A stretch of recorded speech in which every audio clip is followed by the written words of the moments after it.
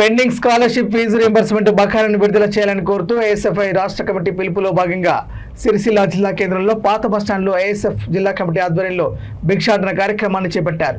ఈ సందర్భంగా ఏఎస్ఎఫ్ నాయకులు మాట్లాడుతూ రాష్ట్ర వ్యాప్తంగా పెండింగ్లో ఉన్న 8,000 కోట్ల స్కాలర్షిప్లు ఫీజు రీయింబర్స్మెంట్ బకాయిలను విడుదల చేయాలని డిమాండ్ చేశారు।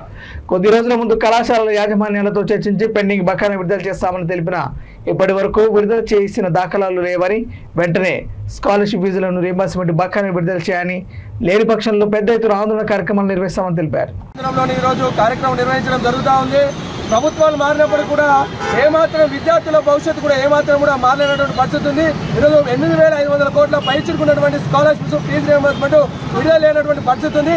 అనేక మంది విద్యార్థులు ఈరోజు చదువుకోలేక అనేక మంది విద్యార్థులు ఈరోజు డబ్బులు కట్టలేనటువంటి పరిస్థితిలో ఉన్నటువంటి పరిస్థితి తెలంగాణలో ఏర్పడుతూ ఉంది। మరి విద్యార్థులు అంటే ఈ ప్రభుత్వాలకు అధికారులకు ఎందుకు అంత చిన్న చూపు అని చెప్పేసి ఈరోజు మేము అడుగుతా ఉన్నాం। మరి ఇప్పటికైనా రాష్ట్ర ప్రభుత్వం మేల్కొని పెండింగ్ లో ఉన్నటువంటి స్కాలర్షిప్ ఫీజు రీయింబర్స్మెంట్ విడుదల చేయాలని చెప్పేసి కోరుతా ఉన్నాం। లేని పక్షంలో ఈ రోజు ఈ ఉద్యమం ఇక్కడికి ఆగది। రాష్ట్ర వ్యాప్తంగా, జిల్లాల వ్యాప్తంగా, మండలాల వ్యాప్తంగా ఉద్యమాలు ఉధృతం చేస్తామని చెప్పేసి ఈ సందర్భంగా హెచ్చరిస్తా ఉన్నాం। మరి ప్రభుత్వాలు మారుతున్నాయి, రాజకీయ మార్చేంతతో శ్రద్ధ ఉన్నటువంటి రాజకీయ నాయకులకు మరి విద్యార్థులు మరి ఎందుకు కనబరిస్తలేరని చెప్పేసి ఈరోజు మేము అడుగుతా ఉన్నాం।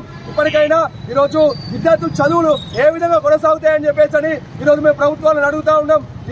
ప్రైవేటు విద్యా సంస్థలు నడుస్తున్నప్పటికీ కూడా ఈరోజు కాలేజీలు నడపలేనటువంటి పరిస్థితులు ఉన్నాయి। ఒకవైపు ప్రభుత్వ కాలేజీలు నడవలేనటువంటి పరిస్థితులు ఉన్నాయి। ఇదే విధంగా కొనసాగితే మాత్రం రానున్న రోజులలో ఈ కాంగ్రెస్ ప్రభుత్వం తగిన బుద్ధి చెప్పాల్సిన పరిస్థితి ఏర్పడుతూ ఉందని ఈ సందర్భంగా తెలియజేస్తా ఉన్నాం। నా పేరు రాకేష్, ఏఎస్ఎఫ్ జిల్లా అధ్యక్షుడు।